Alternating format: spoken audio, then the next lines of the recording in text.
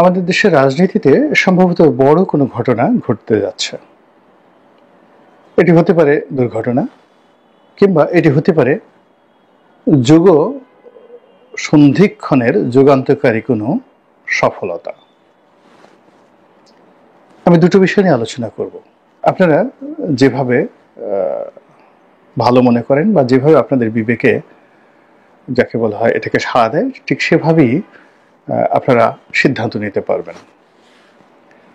প্রথমত ডক্টর মোহাম্মদ ইউনূস, আমি ইতিবাচক কথা বলি, যে প্রকল্পগুলো তিনি হাতে নিয়েছেন এবং জিদ ধরেছেন যে কাজগুলো করবেন, সেই কাজগুলোতে যদি তিনি সফল হন, বাংলাদেশ যাকে বলা হয় একটা নতুন মানচিত্র পাবে, বর্ধিত মানচিত্র, নতুন একটা মর্যাদা পাবে যদি তিনি করতে পারেন। এবং আমাদের যে জীবনমান, এই জীবনমান সম্ভাবনার স্বর্ণের শিখরে পৌঁছে যাবে। প্রথম থেকে বলি চট্টগ্রাম বন্দরের কথা। চট্টগ্রাম বন্দরকে তিনি বিদেশি যারা অপারেটর রয়েছে তাদের হাতে দিতে চাচ্ছেন অপারেট করার জন্য। এখানে নেদারল্যান্ডের একটা কোম্পানি, দুবাইয়ের একটা কোম্পানি বা সিঙ্গাপুরের যে রাষ্ট্রীয় সংস্থা, তাদের কথা হচ্ছে। এগুলো নিয়ে অনেক সমালোচনা আছে, পক্ষে বিপক্ষে আছে। আমি ব্যক্তিগতভাবে একজন পোর্ট ইউজার হিসেবে আমি যেটা বলার চেষ্টা করেছি, যেটা এই কারণে এই মুহূর্তে আমাদের জন্য খুবই ঝুঁকিপূর্ণ একটা বিষয়। তো সেটাকে হয়তো সরকার বিবেচনা করবে নানাভাবে করে, তারা যদি পরিমার্জিত হয়ে পরিশোধিত হয়ে চট্টগ্রাম বন্দরের যে স্টেক হোল্ডার রয়েছেন তাদের সঙ্গে সমঝোতা করে বুঝিয়ে সুঝিয়ে যদি সত্যিকার অর্থে চট্টগ্রাম বন্দরের সক্ষমতা বাড়াতে পারেন। এবং ধরুন এখন চট্টগ্রাম বন্দরে 18 লাখ কন্টেনার বা 30 লাখ কন্টেনার ধরুন এখন পরিবহন করা হচ্ছে। এটিকে যদি সক্ষমতায় ডবল করা যায়, দ্বিগুণ করা যায়, 3 গুণ করা যায়, এটি সম্ভব। এর কারণ হলো যে আমাদের দুটো বন্দর, মংলা, চট্টগ্রামের চেয়ে কিন্তু মংলা বন্দর আরো যাকে বলা হয় উপযোগী এবং আরো গুরুত্বপূর্ণ। এবং সেখানে মংলার যে চ্যানেলটা রয়েছে, সেখানে যদি চ্যানেলটা ঠিক মতো চালানো যায়, তাহলে এখানে আসলে ডিপসির মতোই এটাকে ব্যবহার করা সম্ভব। এদের ড্রাফট অনেক বেশি মংলা বন্দর। ফলে পাকিস্তান জমানাতে কিন্তু চিটাগাংয়ের সাথে পাল্লা দিয়ে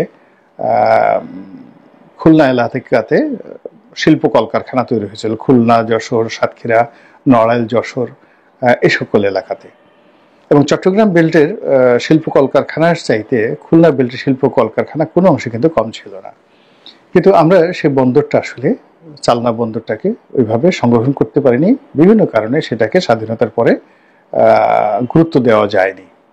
এর মূল কারণ ছিল আইন শৃঙ্খলার অবনতি, অর্থাৎ পূর্ব বাংলা সর্বহারা পার্টি, জাসদ থেকে শুরু করে সবকিছু, পদ্মার ওপারের যে পরিবেশ পরিস্থিতি, এটা ভীষণ রকমভাবে অবনতি হতে থাকে।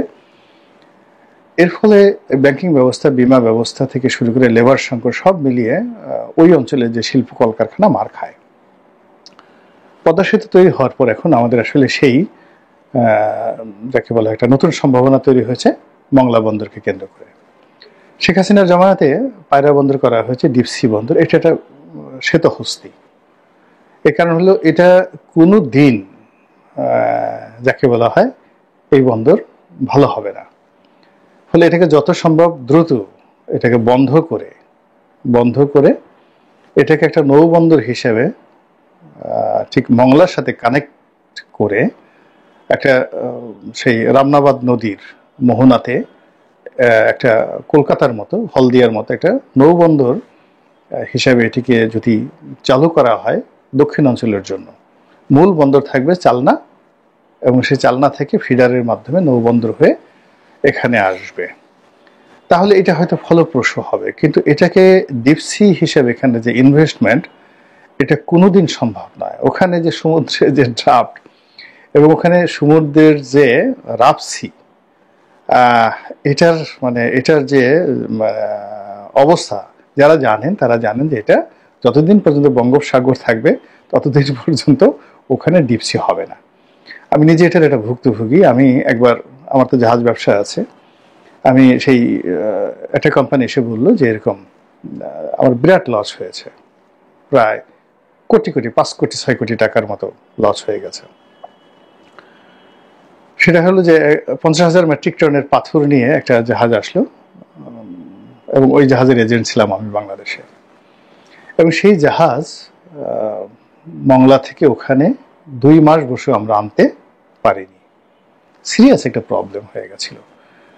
এবং লাস্টে আমার সেই এজেন্ট গেছে, আমার টাকা গেছে, তারপর শেষে যারা এই মাল আমদানি করেছিল পদ্মা সেতুতে তারা সেই পাথর সাপ্লাই দেবে, তাদেরও ব্যবসা বাণিজ্য চলে গেছে, চাইনিজ কোম্পানিকে তারা সময় মতো পাথর দিতে পারেনি।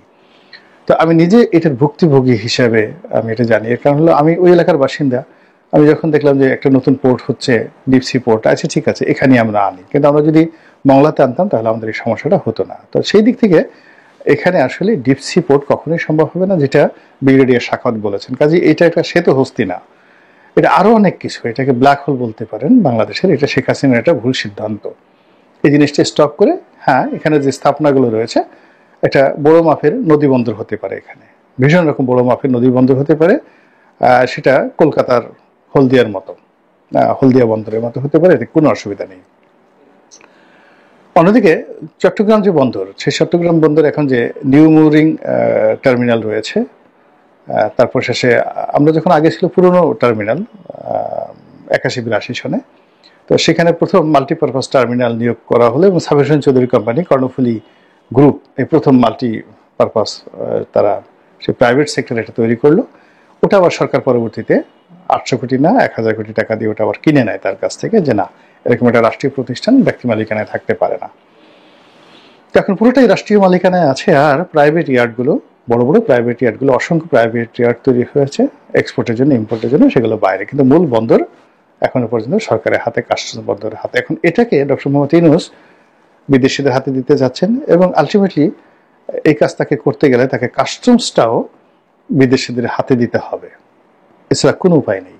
ওখানে মানে ট্যাক্সেশন, তারপর শেষে ওখানে যা কিছু আছে, কারণ হলো যত রকম ওখানে সেশন জট হয়, যানজট হয়, যা কিছু হয়, এর মধ্যে বন্দর যদি 10% জড়িত থাকে, 90% থাকে কাস্টমস। এটাকে যদি তিনি ওভারকাম করে সিঙ্গাপুরের মতো, হংকংয়ের মতো, যেখানে একটা 5000 কন্টেনার নিয়ে আসে একটা জাহাজ মোটামুটি 7-8 ঘন্টার মধ্যে যেখানে আনলোড করা হয়, তো সেখানে এরকম একটা জাহাজ আমাদের বন্দরে ভিড়তেই অনেক সময় 7-8 দিন সময় লাগে, 7-8 ঘন্টা লাগে হলো ডিসচার্জ করতে। আর এখানে বার্থিং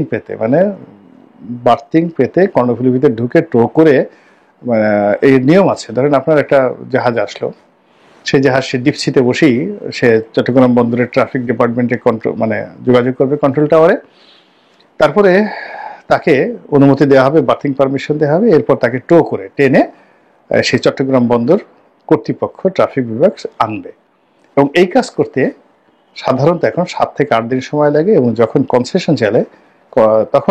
কনজেশন চলে যেটাকে, তখন দেখা যাচ্ছে 15 দিন 1 মাস পর্যন্ত চলতে থাকে। এবং এরকম বড় বড় জাহাজ আসছে যে জাহাজে প্রতিদিন $20,000-25,000 ওই আউট এনকারেজে বসে থেকে তাদেরকে ড্যামারেজ গুনতে হয়। এখানে জাহাজের যে ইঞ্জিন 24 ঘন্টা চালু রাখতে হয়। তো এই দুরবস্থা থেকে, অব্যবস্থাপনা থেকে বের হয়ে আসার জন্য সিঙ্গাপুরের আদলে, এমনকি কলম্বো বন্দরের আদলে যদি ডক্টর মোহাম্মদ ইউনূস এই কাজটি করেন, বাংলাদেশ কিন্তু চেঞ্জ হয়ে যাবে, এটি কোনো সন্দেহ নেই। কিন্তু এটার সম্ভাবনা যতটা না বেশি, তার চেয়ে ঝুঁকি 3 গুণ বেশি। যদি এখানে ফেল করার পরে বিদেশিরা তারা তাদের ইনভেস্টমেন্ট ফেরত চাইবে সরকারের কাছে, শ্রমিক আন্দোলনরা তার আন্দোলন করবে, ব্যবসা বাণিজ্য সব বন্ধ হয়ে যাবে, এবং এখন বন্দরের যে দুর্নীতি বা অনিয়ম আছে এটা আরো দ্বিগুণ হয়ে যাবে। আপনি ধরেন মশা মারার ওষুধ দিলেন, কিন্তু সেই ওষুধ কাজ করল না, তখন মশা আরো বেপরোয়া হয়ে পড়ে। এই গেল ওনার সমস্যা। দ্বিতীয়ত যে ঘটনা, সেটা হলো করিডোর, মানবিক করিডোর। তো এটা নিয়ে তিনি কাজ করছেন জাতিসংঘের তত্ত্বাবধানে, এখানেও কিন্তু ঝুঁকিটা বিশাল।